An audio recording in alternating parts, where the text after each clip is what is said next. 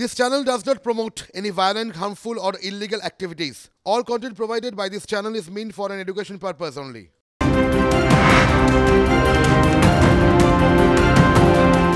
Red রোডের দিকে নজর রাখবো, যেখানে কলকাতা পুলিশের আজ হাফ ম্যারাথন চলাকালীন দুর্ঘটনা, তোরণ ভেঙে আহত কলকাতা পুলিশের অতিরিক্ত কমিশনার মুরলীধর শর্মা। তাকে নিয়ে যাওয়া হয়েছে হাসপাতালে ইতিমধ্যেই। আমরা কথা বলবো, প্রতিনিধি সুশোভন রয়েছেন সরাসরি। সুশোভন, কি অবস্থা এখন? দেখো, মুরলীধর শর্মা তিনি একেবারে ফিনিশিং পয়েন্টে ছিলেন। 8:30 থেকে 8:40 নাগাদ এই ঘটনা ঘটে।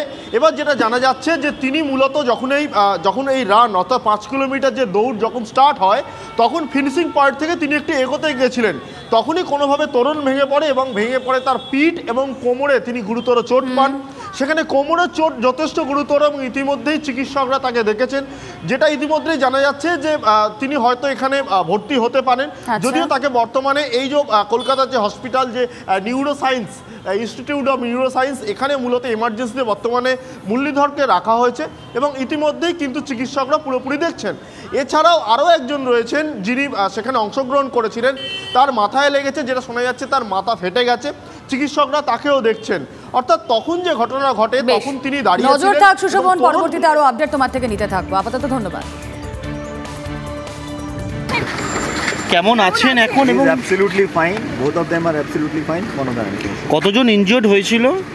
আমাদের অ্যাডিশনাল কমিশনার সাহেবের একটু লেগেছে আর একজন ভদ্রমহিলা আছেন, ওনার ইঞ্জুরি লেগেছে। বোথ আর অ্যাবসলিউটলি। উনি কি ম্যারাথনে অংশ নিয়েছিলেন?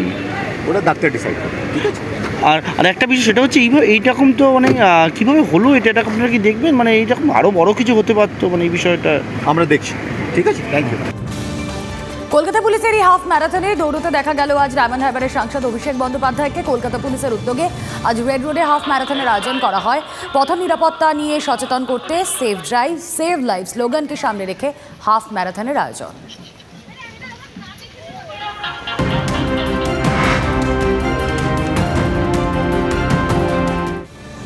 যে খবর এবার আপনাদের দেব, আবাস যোজনার দুর্নীতির খেসারত। ইংরেজবাজারের মনসাতলায় প্রবল ঠান্ডায় খোলা আকাশের নিচে পরিবার।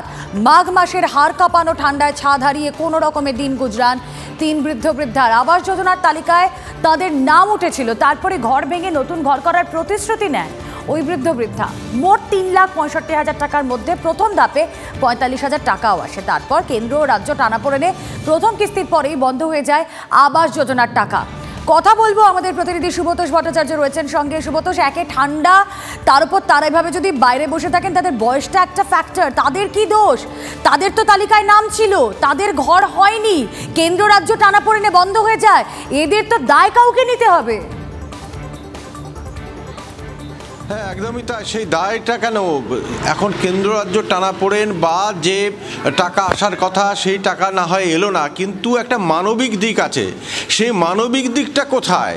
সেখানকার কাউন্সিলর যখন কোনো ওয়ার্ডের কাউন্সিলর থাকেন, তিনি বা সেখানকার পুরসভার অন্যান্য যিনি চেয়ারম্যান রয়েছেন বা প্রশাসনিক আধিকারিকরা, তাদের তো এই দায়বদ্ধতা রয়েছে, এই দায় রয়েছে যে সেখানে খোলা আকাশের নিচে কোন কোন মানুষ পড়ে রয়েছে, খুব দুস্থভাবে পড়ে রয়েছে। তো তাহলে সেই মানবিকতাটা কোথায়? প্রশ্নটা এখানেই।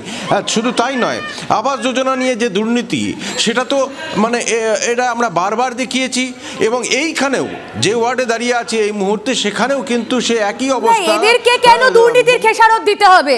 স্থানীয় প্রশাসন তারা কি বলছে? তারা কি জানেন যে এরা এই খোলা আকাশের নিচে ঠান্ডার মধ্যে দিন গুজরান করছেন? তাদের কানে গিয়েছে কথাটা? হ্যাঁ, অবশ্যই তারা জানেন। এখানকার কাউন্সিলর যিনি রয়েছেন তিনি জানেন এবং আশেপাশের যারা মানুষ রয়েছেন তারা জানেন। যারা এই ভুক্তভোগী, এই মুহূর্তে দেখো, তোমাকে দেখা যায় এই মুহূর্তে তিনি সবজি কাটছেন এবং তারপরে রান্না হবে এই খোলা আকাশ এবং খোলা আকাশের নিচে তিনি তারা পড়ে রয়েছেন। কালকে রাতেও আমরা রাতের ছবি দেখিয়েছি, আজকে দেখো দিনের বেলা তো সেই একই পরিস্থিতি। এবং তারপর সঙ্গে যে বৃদ্ধ রয়েছেন এই মুহূর্তে তিনি নেই, কারণ তিনি অন্য একটা জায়গায়, একটা দোকানে, ফুটপাতের একটা দোকানে, সেখানে এক কর্মচারী হিসেবে কাজ করেন। কারণ সেইটুকু রোজগার না হলে এখানে বসে থাকাটাও তো মানে সমস্যার। ফলে রাত জেগে এই ঠান্ডার মধ্যে একেবারে সুব্রতোষ, টিভি9 বাংলা খবর করছে, কারণ টিভি9 বাংলা মানুষের পাশে থাকে। টিভি9 বাংলা যে ছবি দেখাচ্ছে, তারপরে কি প্রশাসনের টনক নড়বে? আমরা নজর রাখবো সেদিকে। সুব্রতোষ, আপাতত ধন্যবাদ।